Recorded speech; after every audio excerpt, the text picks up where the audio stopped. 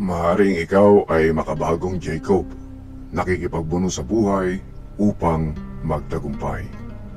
Halika kaibigan, aralin natin kung ikaw nga ba ay isang modernong Jacob.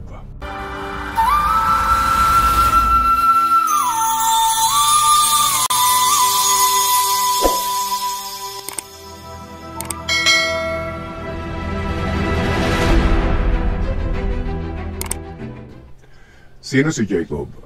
Si Jacob ay anak ni Isaac at apo naman ni Abraham. At siya ang patriarkang naging pinagmulan ng 12 tribo ng Israel. Ito ay mababasa sa Genesis 25:26 at sa Genesis 35 verses 22 hanggang 26. Nagkaroon siya ng kakaibang encounter sa isang nilalang na tinatawag niyang tao. Ngunit malinaw na isang anghel o mismong sugo ng Diyos.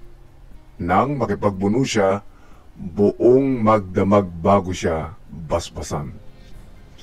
Genesis 32 verses 24 hanggang 30. Ang nilalang na yon ay kadalasang tinutukoy bilang the angel of the Lord, isang makapangyarihang mensahero ng Diyos na nagbibigay ng direktang pakikipag-ugnayan at pagpapala. Ang kahalagahan ng encounter na ito sa ating panahon ay nagpapakita ng tunay na pagtatagumpay at pagbabago ng isang tao ay nagmumula sa pakikipagbuno sa buhay kasama ang Diyos.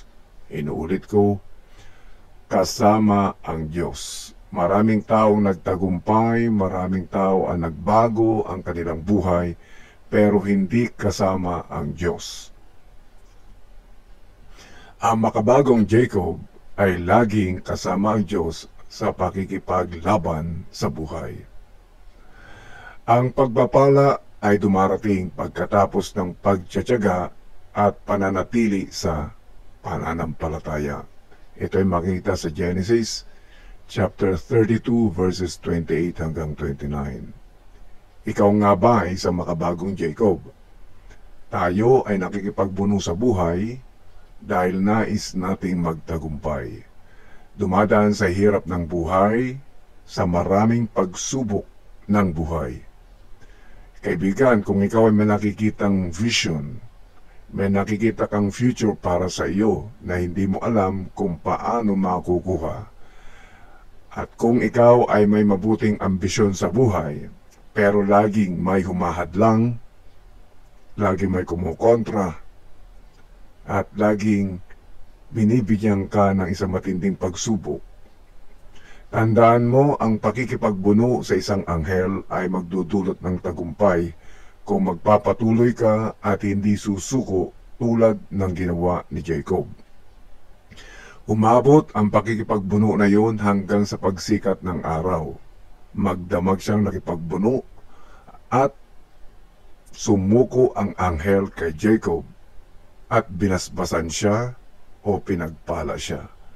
Maaring ganito ang takbo ng iyong buhay. Maaring hindi mo alam na ikaw nga ang makabagong Jacob.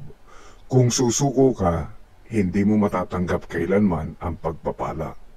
Nasa pagpapatuloy sa pakikipaglaban ang tagumpay. Ngunit, dapat kasama mo ang Diyos upang makamit ang tunay na tagumpay. Maraming salamat sa iyong panonood. Hanggang sa muli, mga kaibigan.